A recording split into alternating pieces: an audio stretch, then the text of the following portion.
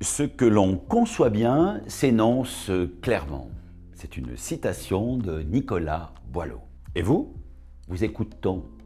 Votre parole est-elle entendue? Êtes-vous convaincant? Éloquent? Peut-être qu'au moment de prendre la parole, votre gorge se noue, votre cœur bat la chamade. Vous croisez vos jambes, vous n'osez répondre que seulement si l'on vous interroge. Et là, ça fait des grands Il est vrai que la prise de parole est un vrai marqueur social, trop peu enseigné sur les bancs de l'école. J'en suis le premier à le regretter. Je suis comédien, je suis metteur en scène, conteur, et j'enseigne la prise de parole en tant que formateur certifié par le ministère de la Culture, que ce soit dans le cadre scolaire, pour les grands oraux, mais également universitaire, et auprès de professionnels, pour des entretiens. Je les accompagne pour des enjeux importants dans le déroulement de leur vie. J'utilise la CNV, la communication non violente. J'utilise la PNL, la programmation neurolinguistique, et également une pédagogie participative, interactive et active. Mon objectif principal est de donner à tous une parole fluide. Cette parole vous permettra de convaincre, de plaire, d'émouvoir, d'élever l'autre. Alors me direz-vous, comment maîtriser cet art oratoire? Je répondrai avec mon expérience, premièrement en apprenant à utiliser judicieusement votre voix. La voix ne trompe point, même si les paroles trompent. Nos alliés seront la politesse articulatoire.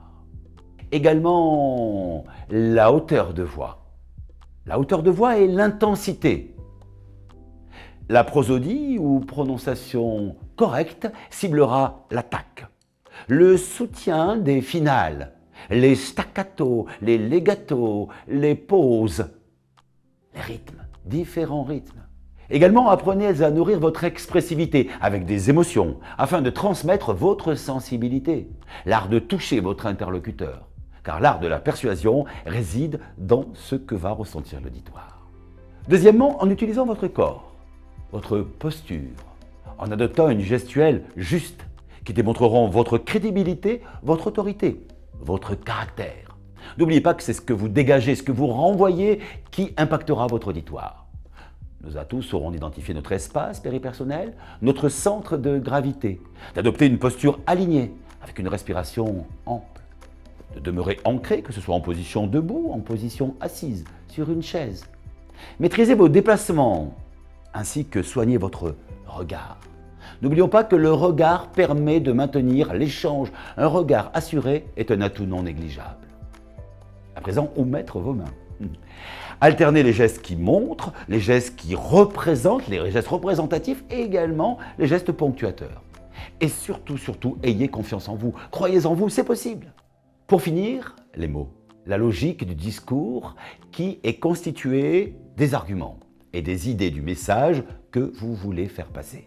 Apprenez à construire un discours en soignant l'introduction, l'exorde, avec une phrase d'accroche.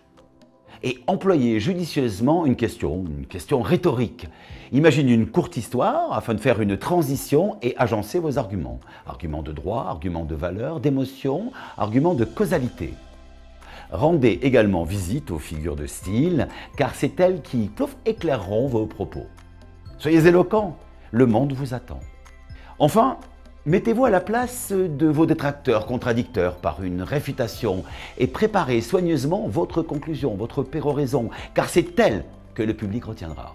Voilà, je ne pourrais pas, par le truchement de cette vidéo, être exhaustif sur le sujet de la prise de parole en public, de la rhétorique ancienne, de l'art oratoire. Contactez-moi si vous le souhaitez pour des accompagnements dans le cadre scolaire, dans vos établissements, pour les grands oraux, universitaires également, pour les concours, dans le cadre professionnel. Sachez que je propose également une conférence sur une pédagogie active sur l'éloquence. Voilà, ce fut un honneur pour moi que de m'entretenir sur mon cœur de métier, sur mes passions, sur ma conviction. Je vous dis, j'espère, à très bientôt. Au revoir.